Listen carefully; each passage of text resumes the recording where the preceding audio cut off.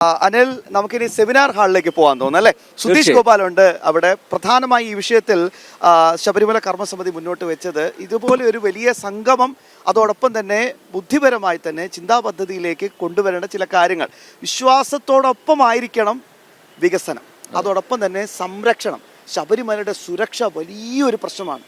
സ്വർണ്ണപ്പാളി കണ്ടതല്ലേ? അങ്ങനെ ഓരോ പ്രശ്നങ്ങൾ ആരും അറിഞ്ഞില്ല കൊണ്ടുപോയത്. അപ്പം അത്തരത്തിലുള്ള ഗൗരവമായ വിഷയങ്ങൾ ചർച്ച ചെയ്യാൻ വേണ്ടിയിട്ടാണ് ഈ സെമിനാർ.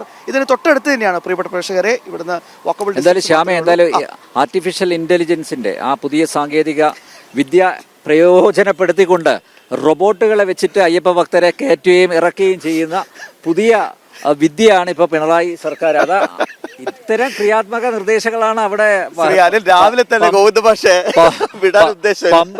പമ്പയില് ചർച്ച ചെയ്തത്. റോബോട്ടുകളെ വെച്ച് എങ്ങനെ അയ്യപ്പ ഭക്തരെ കയറ്റാം, എങ്ങനെ അയ്യപ്പ ഭക്തരെ ഇറക്കാം, അത്തരം ക്രിയാത്മകമായിട്ടുള്ള നിർദ്ദേശങ്ങളാവില്ല നാനാ കൺവെൻഷൻ സെന്ററിൽ നടക്കുന്ന ചർച്ചയിൽ ഉരുത്തിരിയുക. സുധീഷ് ഗോപാലുണ്ട് വിശദാംശങ്ങൾ നൽകാനായി. സുധീഷ്, ഏതാണ്ട് 9 മണിയോടുകൂടി പ്രതിനിധികൾ എത്തിച്ചേരുമെന്നാണ് നമുക്ക് മനസ്സിലാക്കാൻ സാധിക്കുന്നത്. അവിടുത്തെ ഒരുക്കങ്ങളൊന്ന് വേഗത്തിൽ നമുക്ക് പ്രിയപ്പെട്ട പ്രേക്ഷകരുമായി ഒന്ന് പങ്കുവയ്ക്കാം.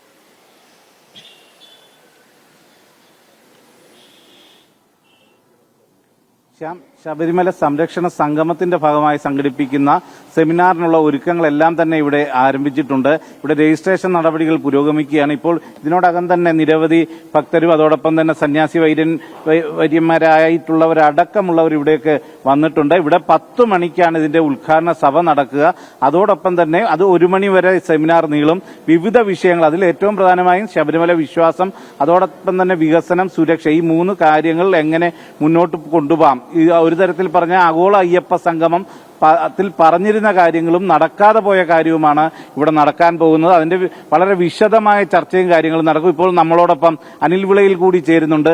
ചേട്ടാ, ഏത് രീതിയിലാവും നമ്മുടെ ഈ സെമിനാർ മുന്നോട്ട് പോവുക? എന്തൊക്കെയാണ് അതിന്റെ ഒരു ഉദ്ദേശത്തിലേക്ക്? ഭാരതത്തിലെ എല്ലാ പ്രദേശത്തു നിന്നുമുള്ള അയ്യപ്പ ഭക്തന്മാർ വന്നുകൊണ്ടിരിക്കുകയാണ്.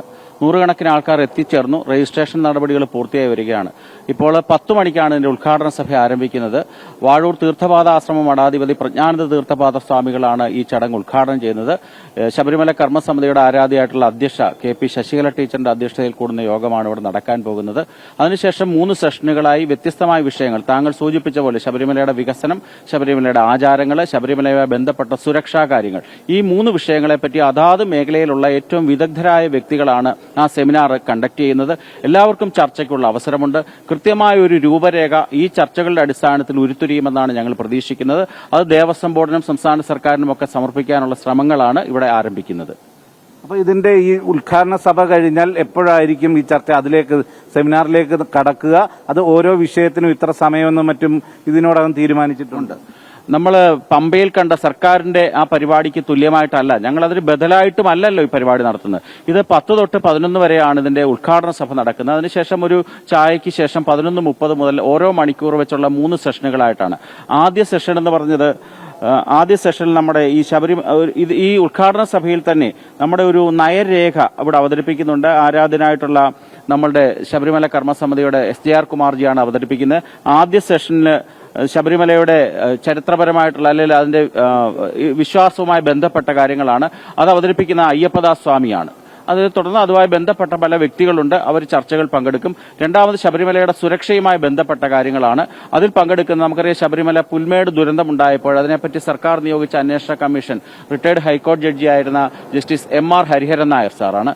അദ്ദേഹം ആ പരിപാടിയിൽ പങ്കെടുക്കും. അതിനുശേഷം ശബരിമലയിലെ വികസനവുമായി ബന്ധപ്പെട്ട വിഷയങ്ങൾ മുൻ ദേവസ്വം ബോർഡിന്റെ മുൻ അധ്യക്ഷനായിട്ടുള്ള അഡ്വക്കേറ്റ് G രാമൻ നായർ സാറാണ് അവതരിപ്പിക്കുന്നത്. എല്ലാ മേഖലയിലുമുള്ള വിദഗ്ധര്, എല്ലാ രംഗത്തുമുള്ള വ്യത്യസ്തമായ വിദഗ്ധരായിട്ടുള്ള വ്യക്തികളുടെ സാന്നിധ്യം കൊണ്ടും അവരുടെ ഉപദേശങ്ങൾ കൊണ്ടും വളരെ സജീവവും സക്രിയവുമായിട്ടുള്ള സെമിനാർ സെഷനുകളായിരിക്കും നടക്കാൻ പോകുന്നത്. 3 സെഷനുകളാണ്. 2 ഉച്ചഭക്ഷണത്തിന് മുമ്പും 1 ഉച്ചഭക്ഷണത്തിന് ശേഷവുമാണ് നടക്കുന്നത്. എന്തു തന്നെയായാലും ഇപ്പോൾ സർക്കാരും ദേവസ്വം ബോർഡും ചേർന്ന് സംഘടിപ്പിച്ച അയ്യപ്പ സംഗമത്തിൽ നടക്കാതെ പോയ കാര്യങ്ങൾ കൃത്യമായി തന്നെ ഇന്നിവിടെ ചർച്ച ചെയ്ത് അതിന്റെ റിപ്പോർട്ട് അവർക്ക് തന്നെ കിട്ടുകയും ചെയ്യും. അങ്ങനെ ഒരു ഗുണം കൂടിയുണ്ട്. തീർച്ചയായിട്ടും അതിനെ ഒരു അയ്യപ്പ സംഗമം എന്ന് പറയാനൊക്കത്തില്ലല്ലോ, അതൊരു ആഗോള മുതലാളിത്ത സംഗമം. ആഗോളം എന്ന് പറയുന്ന വാക്ക് പോലും പറയാനൊക്കാത്ത രീതിയിലേക്ക് പൊളിഞ്ഞു പോയൊരു സംഗമമായിരുന്നു അത്. കേരളത്തിലെ കാസർഗോഡ് തൊട്ട് തിരുവനന്തപുരം വരെയുള്ള കുറെ സർക്കാർ ഉദ്യോഗസ്ഥരും ദേവസ്വം ബോർഡ് ജീവനക്കാരും മാത്രമാണ് ആ പരിപാടിയിൽ പങ്കെടുത്തത്. DYFIക്കാരുണ്ടായിരുന്നു. DYFIക്കാർ, സഹകരണ ബാങ്ക് പ്രസിഡന്റുമാരും ഏരിയ കമ്മിറ്റി സെക്രട്ടറിമാരും മന്ത്രിമാരും ഒക്കെയാണ് ആ പരിപാടിയിൽ പങ്കെടുത്തത്. അവര് മുഖ്യമന്ത്രിയുടെ ആ ഉദ്ഘാടന സഭയ്ക്ക് ശേഷം ഇറങ്ങിപ്പോയി. എന്താണ് അവിടെ നടക്കുന്നതെന്നോ എന്താണ് നടന്നതെന്നോ ഒന്നും പറയാനൊക്കാത്ത രീതിയിലാണ്. അതിനുശേഷം ആ അപഹാസ്യത മറയ്ക്കാൻ വേണ്ടിയാണ് നിങ്ങളുടെ കൂട്ടുള്ള മാധ്യമപ്രവർത്തകരെ കളിയാക്കിക്കൊണ്ട് AI ടെക്നോളജി ഉപയോഗിച്ചുകൊണ്ടാണ് ഇതൊക്കെ ചെയ്തതെന്ന് വരുത്തി തീർക്കാൻ ഗോവിന്ദൻ മാസ്റ്റർ ഒക്കെ പറഞ്ഞതിന്റെ അടിസ്ഥാനത്തിൽ തീർച്ചയായിട്ടും അവർ നടത്തിയതിന് ബദലായ ഒരു സംഗമമല്ല ഇത്. കൃത്യമായി ശബരിമലയിൽ എന്തൊക്കെ കാര്യങ്ങളാണ് നടപ്പാക്കേണ്ടത്, അത് ആചാരത്തിലും അനുഷ്ഠാനത്തിലും ഊന്നി നിന്നുകൊണ്ടുള്ള കാര്യങ്ങൾ വേണമെന്നുള്ളത് തന്നെയാണ് ഞങ്ങൾ മുമ്പോട്ട് വെക്കുന്ന പ്രധാനപ്പെട്ട ആശയം. ആ ആശയത്തിന് യോജിക്കുന്ന തരത്തിലുള്ള ചർച്ചകളും സെമിനാറും ഒക്കെ തന്നെയാണ് ഇവിടെ നടക്കുന്നത്. അതിനുശേഷം നമ്മുടെ പൊതുപരിപാടി ഇവിടെ നമ്മുടെ കുളനട പഞ്ചായത്തിലാണ് ആ പരിപാടിയുടെ വേദി. പന്തളത്തിന് തൊട്ടടുത്താണ്. അവിടെ സ്വാമി അയ്യപ്പൻ നഗറിലാണ് ആ പരിപാടി. തേജസ്വി സൂര്യ, അണ്ണാമലയെ തുടങ്ങിയ വളരെ പ്രശസ്തരായിട്ടുള്ള അയ്യപ്പ ഭക്തന്മാരാണ്. അവരുടെ രാഷ്ട്രീയമല്ല നമ്മൾ പരിഗണിക്കേണ്ടത്. ഒരാൾ കർണാടകയിൽ നിന്ന് വരുന്ന പ്രധാനപ്പെട്ട ഒരു അയ്യപ്പ ഭക്തൻ, ഒരാൾ തമിഴ്നാട്ടിൽ നിന്നുള്ള പ്രധാനപ്പെട്ട അയ്യപ്പ ഭക്തൻ. ഈ രണ്ട് സംസ്ഥാനങ്ങളിലെ പ്രധാനപ്പെട്ട അയ്യപ്പ ഭക്തന്മാരായ രണ്ട് വ്യക്തികളുടെ സാന്നിധ്യം കൊണ്ട് സജീവമായിരിക്കും ആ പൊതു പരിപാടി. അതുതന്നെയാണ് ഇവിടുത്തെ സെമിനാറിന് വേണ്ട എല്ലാ ഒരുക്കങ്ങളും പൂർത്തിയായി കഴിഞ്ഞാൽ അതിന്റെ രജിസ്ട്രേഷൻ ഇപ്പോഴും പുരോഗമിക്കുകയാണ്. വളരെ വിദഗ്ധരാണ് ഈ സെമിനാർ കണ്ടക്ട് ചെയ്യുന്നത്. അതോടൊപ്പം തന്നെ അതിൽ എടുക്കുന്ന ഉരുത്തിരിയുന്ന ആ ഉദ്ദേശം ഇല്ലെങ്കിൽ ആ ഒരു കാര്യങ്ങൾ അത് കൃത്യമായി തന്നെ ദേവസ്വം ബോർഡിനും സർക്കാരിനും സമർപ്പിച്ചുകൊണ്ട് ശബരിമലയിലെ വികസനം അത് വിശ്വാസത്തെ സംരക്ഷിച്ചുകൊണ്ട് പ്രകൃതിയെ സംരക്ഷിച്ചുകൊണ്ട് മുന്നോട്ട് കൊണ്ടുപോകുക. ഒപ്പം എല്ലാവിധ സുരക്ഷയും അവിടെ എത്തുന്ന ഭക്തന്മാർക്കും അതോടൊപ്പം തന്നെ ആ വനത്തിനടക്കം സുരക്ഷ നൽകുന്ന രീതിയിലുള്ള കാര്യങ്ങൾ, അത്തരം നിർദ്ദേശങ്ങൾ അടങ്ങിയ കാര്യങ്ങൾ ഇവിടെ ചർച്ച ചെയ്ത് അത് സ്വരൂപിച്ച് സർക്കാരിനും ദേവസ്വം ബോർഡിനും കൈമാറുക തന്നെയാണ് ചെയ്യുന്നത്. ഒപ്പം കേന്ദ്ര സർക്കാരിന്റെ കൂടെ സഹായം അതിൽ ലഭ്യമാക്കാനുള്ള ശ്രമവും ഉണ്ടാകും എന്നതാണ് നമുക്ക് മനസ്സിലാക്കാൻ കഴിയുന്നതും. ശ്യാം.